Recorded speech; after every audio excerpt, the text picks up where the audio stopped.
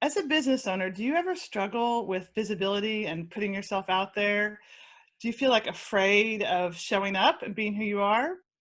This is Business Unvarnished, real talk about what it takes to make a business work. I'm Stephanie Ward at Firefly Coaching. And I'm Emmy McCarthy of emmymccarthy.com.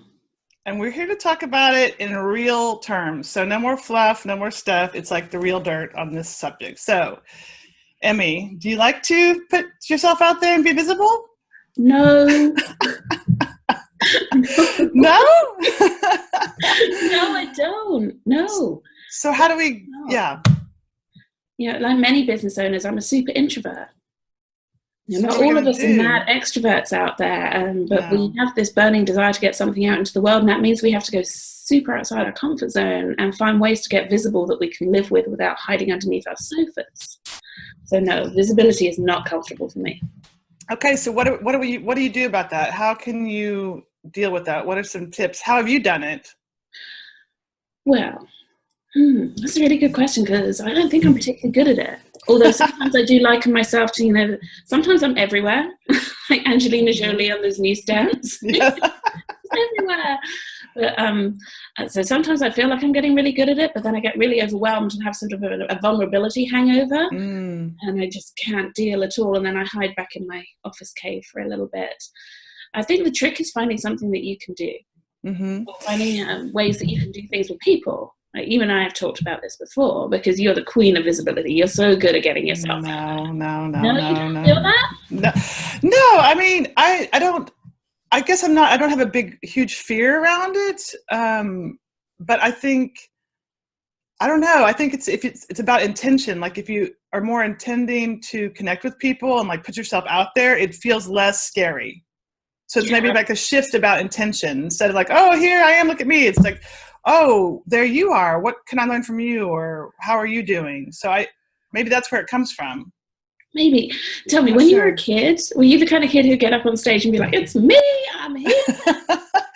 You know, that's funny you asked that, because we had the talent show when you were a kid, and I did do, oh God, Where Have All the Flowers Gone? That's dating me in a huge way, with my mom's guitar. And that went fine. Can you do that now for us? No. Look it up, Google it if it's still even online. And then the year after that, I don't even know how old I was terrified.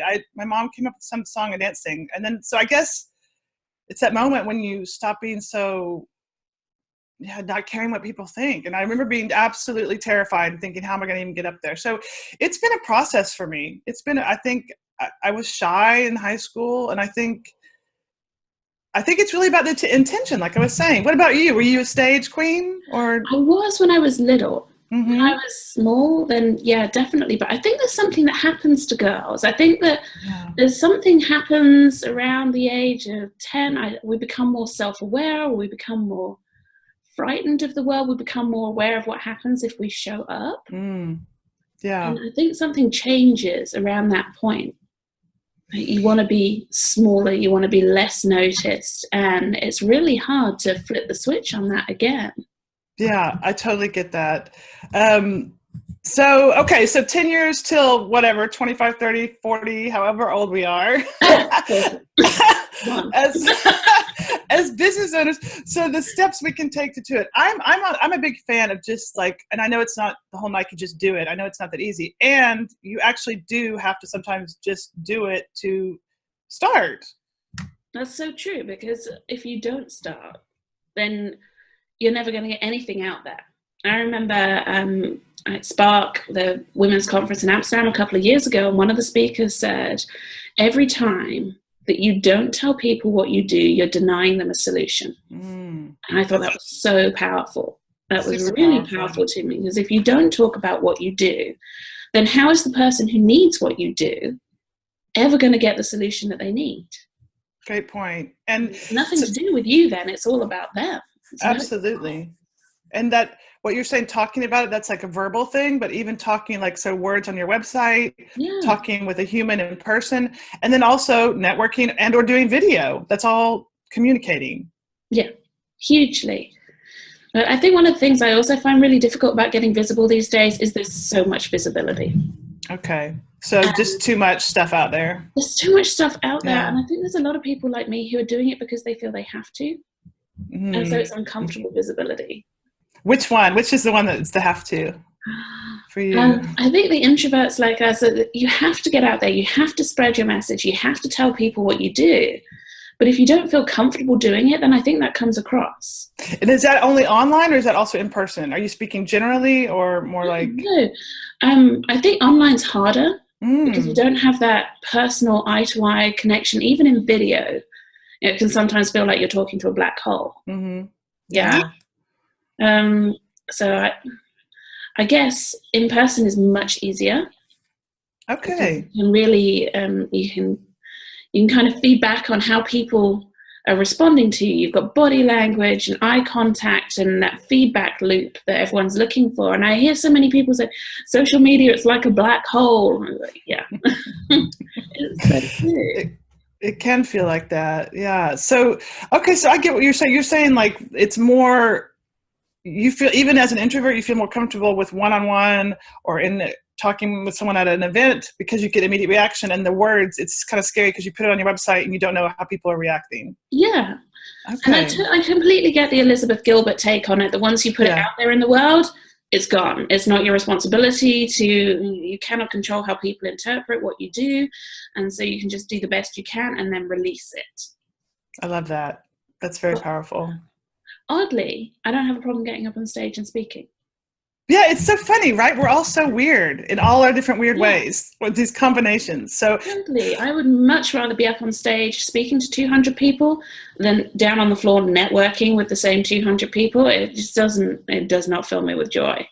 Okay, so then this goes back to what you said at the beginning. The key to breaking through your visibility block is to figure out what works for you.